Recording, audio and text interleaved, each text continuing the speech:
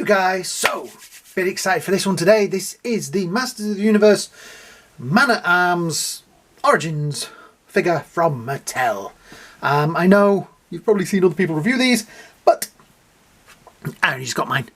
I know some of you, by the sounds of it, you're having a bit of trouble getting these in the good old US of A. Yeah, Smith's over here. I got this from Amazon. But Smith's over here seem to have a lot of them. I got some earlier. I did mean to put the Skeletor video on, but that video is two reasons. One, I'm kind of excited for this, and two, I had a banging headache when I was filming the Skeletor one, so it is a little bit monotone because I had a headache. But today I'm feeling okay, so I thought I would show this off. On the back here we have some very nice artwork at the top there. There we go. Don't know if that's the same. I should really Google it and have a look and see what the artwork was like on the original packaging. We have 6 figures on the back. How many figures are on the originals? I seem to think there was more on the back. We didn't used to have all this stuff on the bottom there, like we do now. But, yeah. I think this is European packaging as well, because it says UK CA on there and has slightly different languages down there at the bottom. So yes, this is probably more of the European packaging. Yeah. We have on the back He-Man, Teela, Man-at-Arms, Skeletor, Evelyn and Beastmaster. Back in the days, I think the female figures were always a little bit harder to find because they didn't pack them as well, as many. We had He-Man and Skeletor, there'd probably be 2 or 3 in a box, maybe 2 or 3 Man-at-Arms, a couple of Beastmasters, but there'd usually only be 1 Teela or Evelyn, so you never really saw them. I never had Man-at-Arms. I don't know why. I think I did pick one up at a car boot years later. Maybe it wasn't in the best condition, but this is why I'm excited for this, because this is my first time opening a Man-at-Arms. I have done my research for what the original ones look like, and there are a few differences which I will try my best to point out. So if I miss any, I'm sure you'll tell me down at the bottom in the comments. Please do. And while you're down there, don't forget to hit the likes, shares and subscribes. And if you see that dislike button down there, if you didn't like the video, hit that twice, because it has more effect if you hit it twice, okay? It works. I don't know, somebody's told me if you click on it twice, it has even more effect. So this, like I say, Man-at-Arms UK packaging, I think. Yeah, let's get him open. So we have the little, this is nice now, they have this little thing here so you don't have to stab yourself when you're trying to take it out of the packet. Like so, and push in and, oh, feel that. I remember getting these as a kid, the comic, and He-Man was one of my big. Now the comics in the European ones do not have dialogue. I don't know whether all of the ones in other countries have dialogue, but this doesn't. It obviously has characters that kind of time and strange. You have Snake Mountain, Skull Mountain, Snake Mountain, Beastman, Evelyn, Skeletor, Prince Adam. Yeah, it shows off nicely some of the characters. I do like the way they've posed them and done them like the original figures, even though they are slightly different. Yeah. Right, I should put the comic over now. Right, let's get the man himself out. So I did notice he has a twisted foot there, so I'm hoping that his foot is okay. I shall pop that on the pile of boxes that are over there. Right, so there he is. Yeah. He is tied in with a plastic tie. Let's tilt this down a little bit because I feel like I'm straining my neck. Right. Cut briskly through there. Now, we've got packaging now. Trust me, when you see the Skeletor one, I had a lot of fun trying to take that out of the wrapping. That also having a headache and trying to take it out of the wrapping was a joy. You'll see it in the video. There was tears. Well, you won't see the tears in the video because I didn't film that bit. But no, don't cut through that. they seem to be intent on really making these bits hard to get out of the packaging. Man, that is difficult. Oops, no, you're gonna... I'm trying not to cut. No, I nearly cut through one there. Yeah. There, got it. Did I cut through anything? No. Right, so those are... I mean, not always is it's a bag with a bit of sellotape on it, but they do it so tight. They could just put it in a like a Ziploc bag. That would be easier. These are very soft, so I was trying my best not to cut through them. Let's scuff that one a bit. The original ones of these apparently were very difficult to manoeuvre. And I do remember back in the old Masters Universe figures, most of these were solid plastic. These are rubber, so they bend a little bit more. Anyway, the man himself. There we go. Oh, his feet are tied in. There we go. Right, put that safely over there. And that caused a little avalanche, but never mind. Alright, tilt a bit more.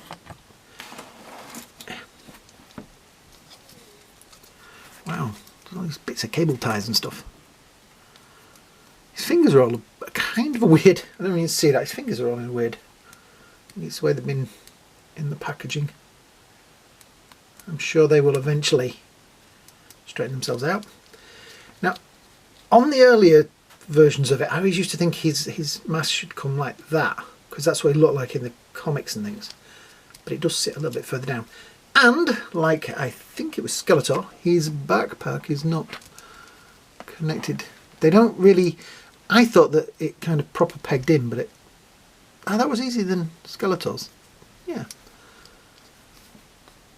I do like the detailing on that. It's pretty impressive. Now, this figure does have a difference. It has two differences with the face, because this one has a moustache. The original one didn't. The moustache was only put on in the Filmation cartoons, and this one has the hair on the back of his head kind of painted. As you can see there, it's not perfect. They didn't quite get it up to the edge.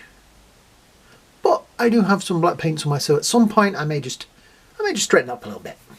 Yeah, because you know what it's like when you... I mean, it's not like you can really see it because he's going to be facing that way, but just for my own mental satisfaction, I may adjust it. Right, so let's have a see. There's no instructions, is there? No, no instructions. Right, so I am presuming that'd be there. That'd be the... See if we can figure out. I guess that's the top. Yeah, that's the shoulder. And that will go through there like so. So that's that on. Right, that's his shoulder plate. I'm guessing that one of these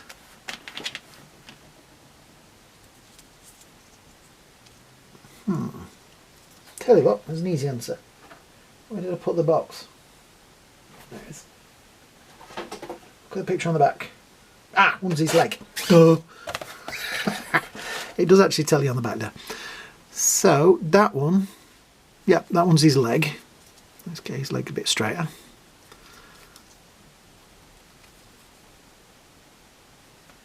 I'm sat there thinking to myself, that's far too many bits for his arm. Duh, it's his leg. There we go. You see, this is because I didn't have one of these back in the day.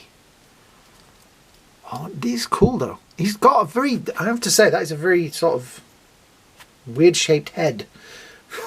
He's got a very square chin, very heroic chin. And that must go there, which is nice because it does manoeuvre around the arm. The original ones, if they were in the solid plastic that these things used to come with, would have been pretty much locked in. Because I was thinking the other day, the Skeletor, I think on the originals, that was more plastic, so stayed where it was. Yeah, they fit quite nice. I do like that. Move that out of the way. Right, how does he stand? Pretty well. It is kind of low on what I would call paint apps. that bit's brown. The feet are a separate part, so that was... But most of the body is just green. And it is just the He-Man... So look. It is just the He-Man body, which is what the original ones were. Different head, different thing. It was a great little piece of toy production, because you made one sculpt and then all you did was a different head, different armour, different things. It's, you know, it was inventive. Back in the day, us kids didn't care whether the figures looked the same. We just cared about the story, if you know what I mean. And when these first came out, we made our own stories. Yeah, we didn't have the Filmation cartoon. That's why I didn't have the moustache. Yes. So yeah, I like it. I think it's nice. I like the fact that they've put the hair on the back there, because the original never had that. Other difference is the original one had painted dots on the head. Articulation wise, this arm does move reasonably well with that, because like I say, it is sort of rubber, so it does move out of the way as the arm's moved up and goes back nicely. There is a little bit of clash there, but I'm sure you can sort of manoeuvre it round a bit. Those pegs don't feel like they're going to come out, but it is manoeuvrable around, so you can pose it in different places, which is nice. The wrists, manoeuvrable as well. So that arm's got plenty of... So it's got plenty of posability in there. You're definitely going to get him into some good battle stances. The head has a nice amount of manoeuvrability in there. Like I say, these are modular, so you can pull, I believe, the arms and legs off them. Yeah, like that. So you could take that off and put it on He-Man or on Skeletor, or, you know, you can mash up the figures as you like. I'd say they have a peg in there, so fits back in. Yeah, I think these are great. And let's just have a look at the team so far. We have He-Man and Skeletor. Yeah, these are pretty cool. And to me, as a kid that was around the first time, I like the fact that they this is what Hasbro missed out with the G.I. Joe figures to me. Make them improve the I'm going to put this, improve the design, make the design modernised, but keep the character. Does that make sense? Like the G.I. Joes, they went for all funky colours and they don't look like the characters I had as a kid, so I don't really care about them. I think really only like some of the bad guys, they do look kind of like the original characters. These look exactly the same as the ones I played with when I was like knee-high to a grasshopper. So I'm trying to think how old I would have been when He-Man was sort of the thing. I remember I got... who was the samurai guy with the gold hand? I got him when I was on holiday in Scotland years ago. So 14 centimetres at the back there, or about 5.5 inches. Yeah, I like these, and I will definitely be picking some more up. I do already have on the way Stratos. Yeah, I'm definitely going to get some more. I'm trying to think what figures they had when I was in Smith's. They had Merman, Evil Lyn, Fisto. It's kind of weird because I love these and the classic ones, the first few ranges. I get a bit hazy with some of the names on some of the latter figures because I kind of played with them up to that point, and then it was difficult to find some. So there's certain characters that I'm not sure about. So please forgive me if I get an odd name wrong or get a little fact wrong. I'm just reviewing the figures. Okay, cool. Thank you to all of you, by the way, that watched the He-Man figure. Like I said, the Skeletor one, I may try and do a bit of editing with it because, like I say, I had a banging headache while I was doing it and it sounds like I've just woken up. So, if you have enjoyed this video and you really, really want to help the channel, then what I would really like you to do is hit the like button down there. Also hit the subscribe button if you haven't. It is a big help. Yeah, I think these are great figures, and like I say, I'll definitely be picking up some more. That club is great. I like that. So yeah, These are really taking me back to my childhood, and I will admit I messed about with He-Man and Skeletor for a few hours the other afternoon, just because we don't play with these figures, do we? Do we? So thanks for watching, guys. Hope you all have a great day. Hope you all have a great night, and we'll see you all in the next video. Bye now.